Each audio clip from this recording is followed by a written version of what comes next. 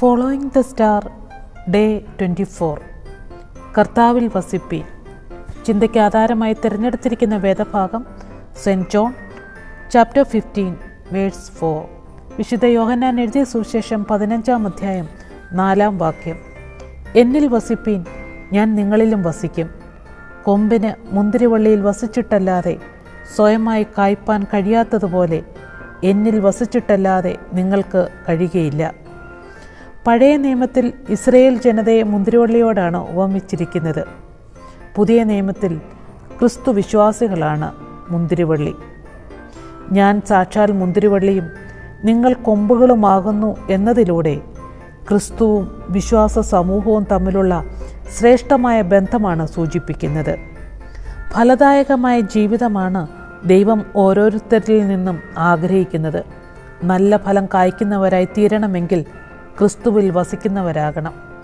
തോട്ടക്കാരൻ വളരെ ശ്രദ്ധയോടു കൂടിയാണ് മുന്തിരിത്തോട്ടം പരിപാലിക്കുന്നത്. ഫലകരമായി തീരുന്നതിനാവശ്യമായതെല്ലാം തോട്ടക്കാരൻ ചെയ്യുന്നുമുണ്ട്. എന്നാൽ ഫലകരമായ ജീവിതം നയിക്കണമെങ്കിൽ നമ്മുടെ ജീവിതത്തിൽ ചില ക്രമീകരണങ്ങൾ ചെയ്യേണ്ടത് ആവശ്യമാണ്. ഫലം കായ്ക്കാൻ ചെത്തി വെടിപ്പാക്കണം. ഫലം കായ്ക്കുന്നതിന് തടസ്സമായ പുഴുവോ ഫംഗസോ ഉണ്ടെങ്കിൽ അവയെ നശിപ്പിക്കണം. നമ്മുടെ ജീവിതത്തെ കാർന്നു തിന്നുന്നതായ എല്ലാ പാപങ്ങളെയും ഉപേക്ഷിക്കുവാൻ തയ്യാറാകണം. ദൈവവചനത്താൽ ദിനംതോറും ശുദ്ധീകരിക്കപ്പെടണം. ദൈവവചനം ഹൃദയത്തിൽ സംഗ്രഹിക്കണം. വചനമെന്ന മായമില്ലാത്ത പാൽ കുടിക്കണം. പ്രാർത്ഥനയിലൂടെയും ആരാധനയിലൂടെയും ദൈവവചന ധ്യാനത്തിലൂടെയും ക്രിസ്തുവുമായി നിരന്തര ബന്ധം പുലർത്തണം. എന്നെ പിരിഞ്ഞ് നിങ്ങൾക്കൊന്നും ചെയ്യുവാൻ സാധ്യമല്ല എന്ന് പറയുമ്പോൾ ദൈവത്തെ കൂടാതെ നമ്മുടെ ജീവിതത്തിൽ ഒന്നും നേടുവാൻ സാധിക്കില്ലെന്ന തിരിച്ചറിവ് നമുക്കുണ്ടാകണം.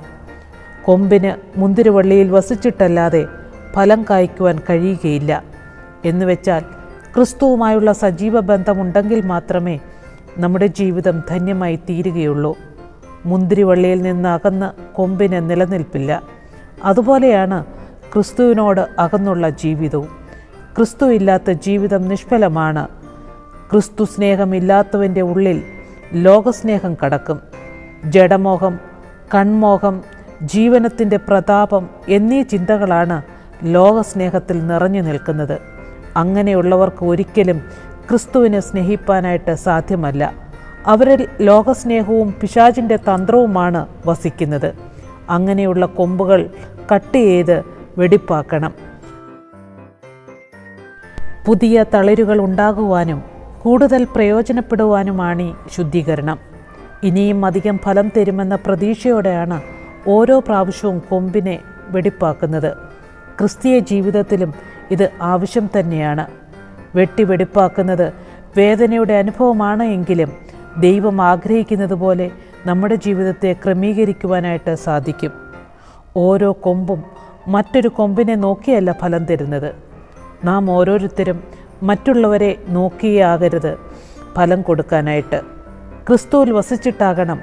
ക്രിസ്തുവിൽ വസിക്കണമെങ്കിൽ പ്രാർത്ഥനാ ജീവിതവും ക്രിസ്തുയേശുവിലുള്ള ഭാവവും ദൈവകൽപ്പനയുടെ അനുസരണവും നമ്മുടെ ജീവിതത്തിലുണ്ടാകണം. ലോകപരമായ സന്തോഷങ്ങളിൽ നിന്ന് വളരെ വ്യത്യസ്തമാണ് ക്രിസ്തീയ സന്തോഷം. സന്തോഷവും സ്നേഹവും പരസ്പരം പൂരകങ്ങളാണ്.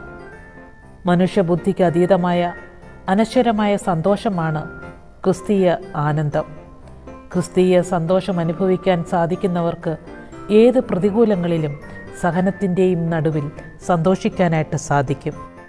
ഈ ആഗമന കാലത്തിൽ നമുക്കും കർത്താവിൽ വസിക്കുന്നവരായി തീരാം. ഫലദായക ജീവിതത്തിൽ തടസ്സമായി നമ്മളുടെ ജീവിതത്തിലെ എല്ലാ പാപസ്വഭാവങ്ങളെയും ഉപേക്ഷിക്കുവാനുള്ള കൃപ തരേണമേ എന്ന് യാചിക്കാം.